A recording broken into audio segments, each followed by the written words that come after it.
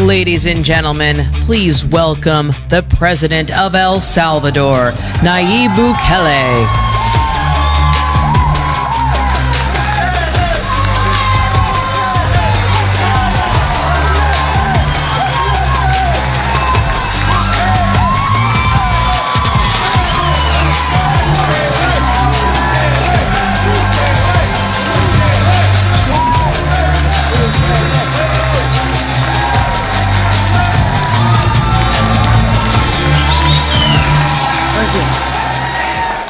Thank you.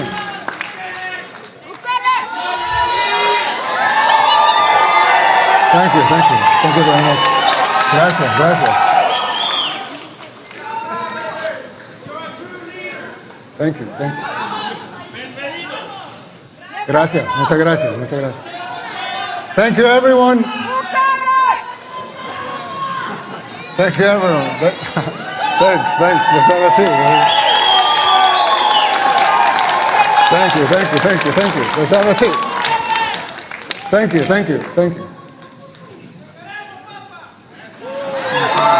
I love you too. Dear Matt and Mercy, thank you for the kind invitation to have me here at CPAC. It is truly an honor to be here just a few days after our presidential and legislative elections. Which, by the way, they pulverized the opposition. Yes. They say globalism comes to die at CPAC. I'm here to tell you that in El Salvador, it's already dead.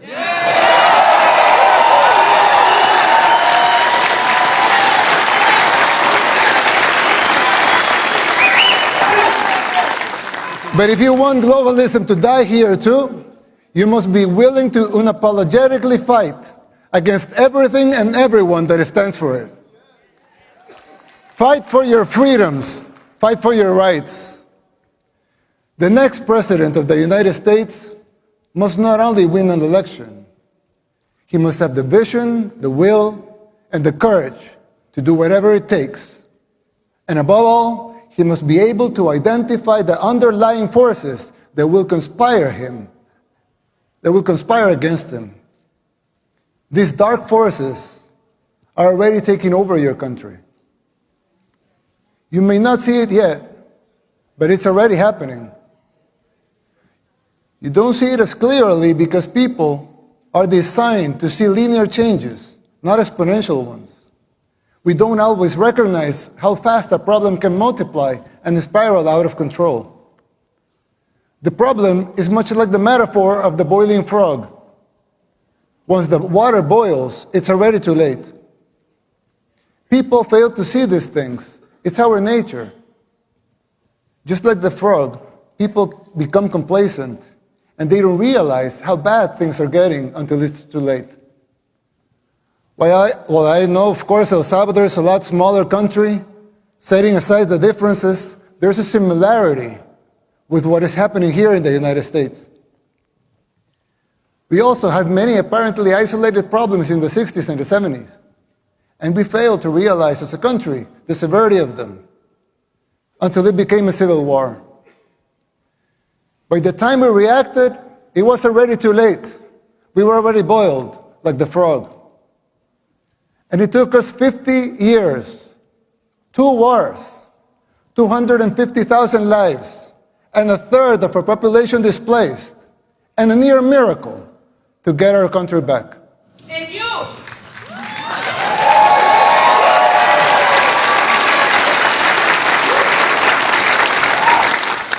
As your friend, I want to issue this warning so you don't make the same mistakes we did in the 60s and the 70s. It is not easy to pull yourself back once you're in boiling water. In fact, all the experts said it was impossible. And besides, you don't want to wait 50 years and maybe hope for a miracle to get out of hell.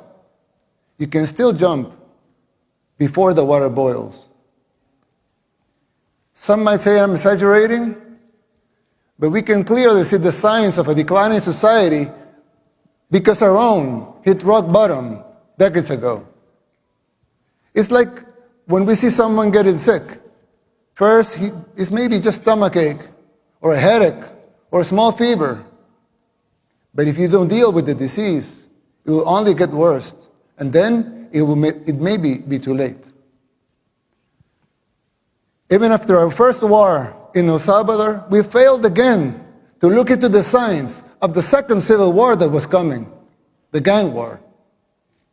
After 1 million people fled the first war, a lot of them came to live in ghettos here in the United States, where the gangs were formed. When former President Clinton deported a lot of those gang members without telling us they were gang members, they were criminals. They roamed free and recruited young people, thousands of young Salvadorans, to join the gangs. At first, they seemed like petty criminals, but they began to change and transform until they became the unscrupulous terrorists that we know today. Most of them even perform satanic rituals, and this has been well documented. The government back then didn't deal with the disease, nor did the next administration, nor did the ones after that. The disease that had begun with mild symptoms got worse and worse. It became a cancer that seemed incurable. We are already seeing these symptoms in the United States. Big cities in decline like Baltimore, Portland, New York, just to name a few. Places where crime and drugs have become the daily norm, and even accepted and promoted by the government. How many young people have you lost to the streets of Philadelphia or San Francisco, to fentanyl? Did we see these apocalyptic sights 15, 10, 5 years ago? Can you imagine how it will be in the next 5, 10, or 15 years? The same thing was happening in El Salvador. In the span of less than a decade, gangs took control of all the country and our society. They evolved into a parallel government, controlling elections and even political parties.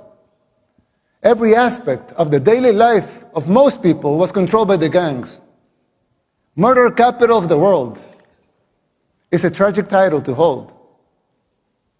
Getting rid of that was the bare minimum we had to achieve in order to even start thinking about rebuilding our country.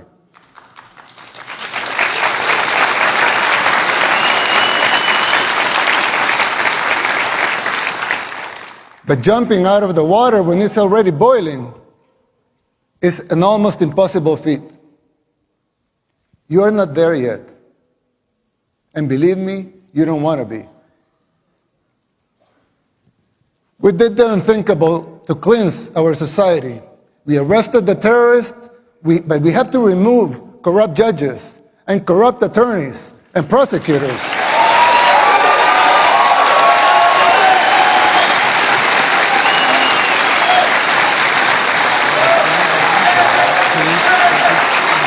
Thank you. Thank you. Thank you. These corrupt judges and prosecutors were setting the gang members free. And Nancy Pelosi. And it wasn't just the gangs. The corrupt system worked in tandem with the so-called international community, the NGOs, and of course the fake news, just like it happens here in the United States. Unelected bureaucrats are trying to instate public policy. Who elected them? They don't have a democratic mandate. If they want a seat in the table, they should run for office. Let the people vote. It will not be a pretty sight for them if the elections are free and fair. I mean, who elected Soros to dictate public policy and laws? Why does he feel entitled to impose his agenda? Let me tell you something. Soros and his cronies hit a brick wall in El Salvador.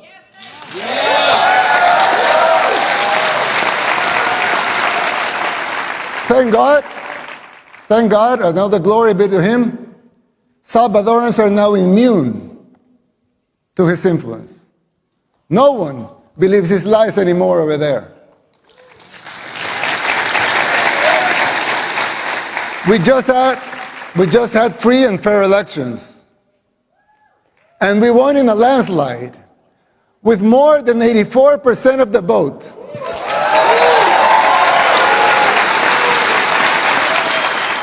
Let that sink in.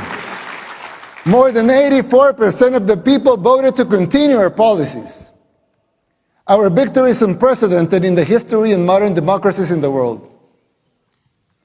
They also gave us a supermajority in Congress, more than that. 54 seats out of 60.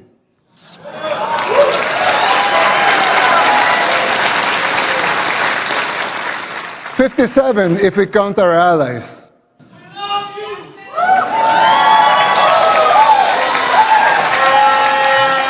That's 95% of Congress. Let that also sink in. The people of El Salvador have woken up, and so can you. The global elites, they hate our success, and they fear yours. The people's free will to choose their leaders is something they despise because they cannot control that. You have experienced this firsthand here in the United States. The global elites control the mainstream media, they finance campaigns, district attorneys, to mention a few. They abuse their powers. They persecute political opponents. In El Salvador, we don't weaponize our judicial system to persecute our political opponents. A practice that may sound familiar to you, but we don't do that there. And who's the dictator? The global elites in the media, they work in conjunction, they run some stories and publish them, same pictures to reinforce their agendas. You're no strangers to that here in the United States. We deal with that in El Salvador too. That is the free press that they talk about? Please. I always criticize the defenders of institutionalism. Not because I don't think strong institutions are paramount and necessary for a democracy, but because I find them very hypocritical. They don't seem to have the same standards for themselves as they are trying to impose on others.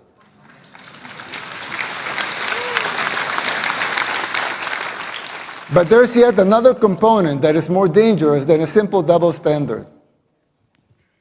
Institutions were created to serve the people, and not the other way around.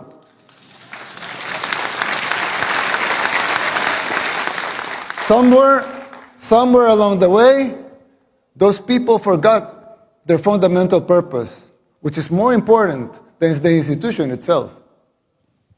When the judicial system was created, it was created out of the necessity to bring justice. But now, it seems like survival and control of the judges, of the AGs, among others, are paramount.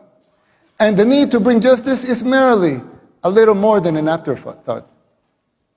Another example, the police was created to bring law and order. Let them seek law and order then. But now some of them are even afraid to do their job because they fear the consequences for doing it. They should be encouraged to fulfill their foundational roles without fear of repercussions that distract them from their missions.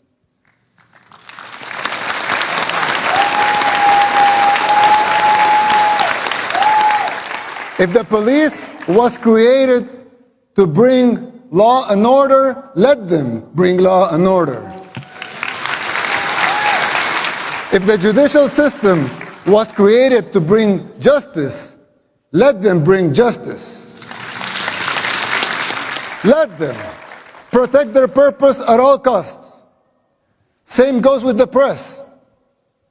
Let them be free. A democracy needs a free press. But to enjoy that membership, you must adhere to your duty as a reporter. Report the facts. Don't be a puppet of those who finance you or finance the organizations that you work for.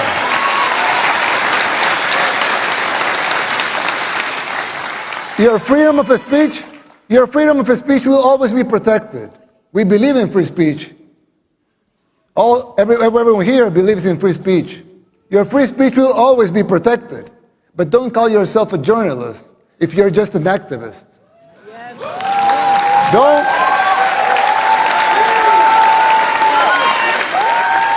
Don't call yourself independent if you depend in open society. Sarah's NGO for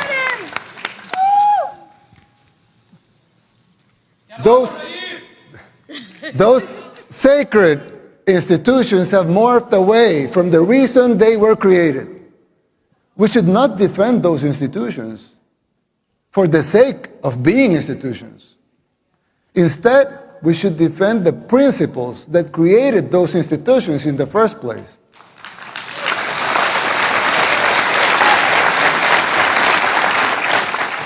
It's troubling to see that this is happening everywhere. Not only in El Salvador and the United States, it's happening everywhere. But even here, in the United States, in the most powerful country in the world, even here, it's happening. America should listen to these words, not because the El Salvador model should be replicated here, but because these specific examples apply to any nation that has lost or is losing its way.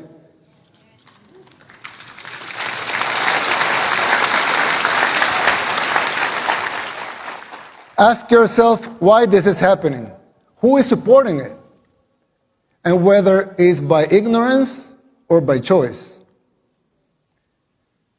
And fight it. Fight it with all your heart and soul. And be the beacon of hope.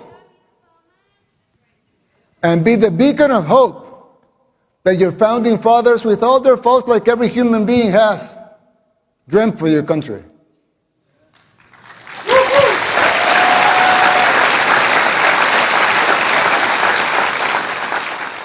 Fight for your freedoms, for your rights. Fight for the original purpose of these institutions and not their mere existence.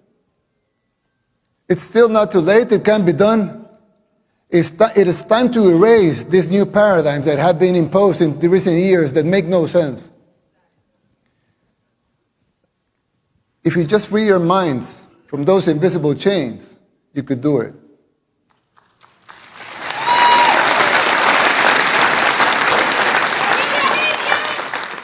This shift is an extremely dangerous trend that undermines these institutions. Effectiveness and their credibility is at stake, both home and abroad. This is a warning from a friend. You should adhere to their foundational principles and purposes and denounce this new institutionalism. Now, you would think that's it. As it wasn't enough, right? But unfortunately, there's more. There are other symptoms that are even more difficult to diagnose. For instance, the financial situation of the United States. When I talk to my conservative friends right here, they always tell me that the problem is high taxes. But they're wrong. Of course, high taxes are extremely high here in the United States. I give you that. You're right in that. But that's not the real problem. The real problem is not the high taxes themselves, but the fact that they are not even really funding the government. Not even those high taxes, higher than a lot of places in the world, not even those taxes are really funding the government. So who's financing the government? Government is financed by treasury bonds, paper. And who buys the treasury bonds? Mostly the Fed. And how does the Fed buy them? By printing money. But what backing does the Fed have for that money being printed? The Treasury bonds themselves. So basically, you finance the government by printing money out of thin air. Someone could ask, well, so if the government can print unlimited amounts of money out of thin air, why did they collect taxes?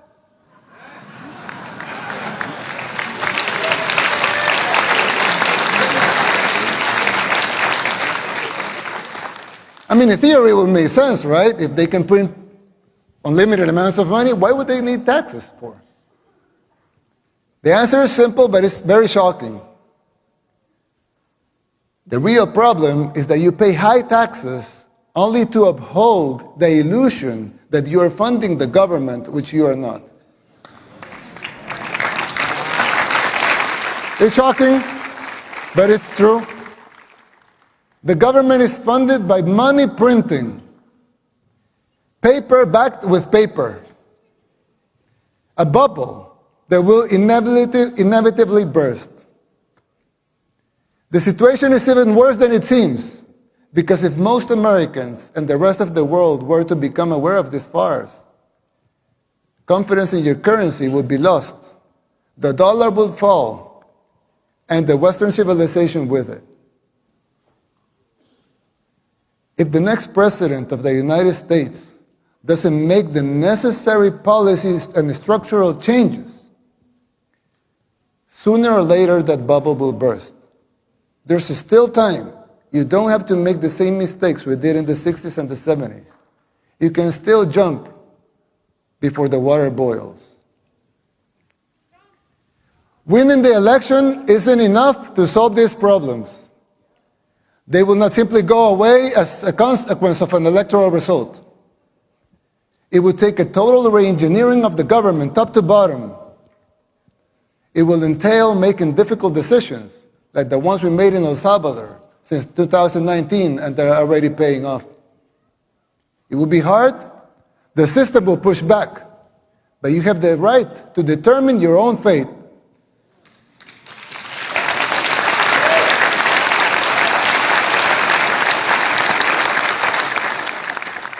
Salvadorans did the same. The decision for the direction of our nation was ours, and it continues to be ours. We didn't tolerate being told what to do.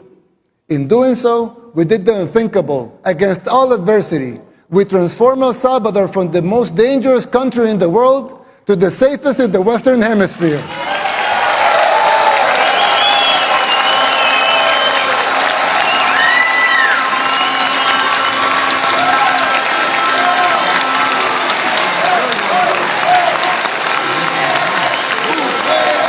Thank you.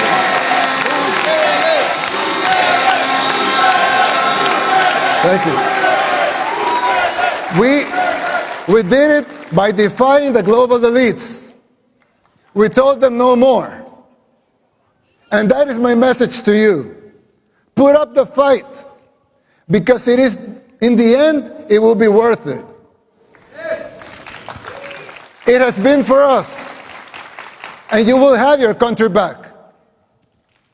May God bless you. May God bless the people of the United States. May God bless El Salvador and the future of both our nations. Thank you very much.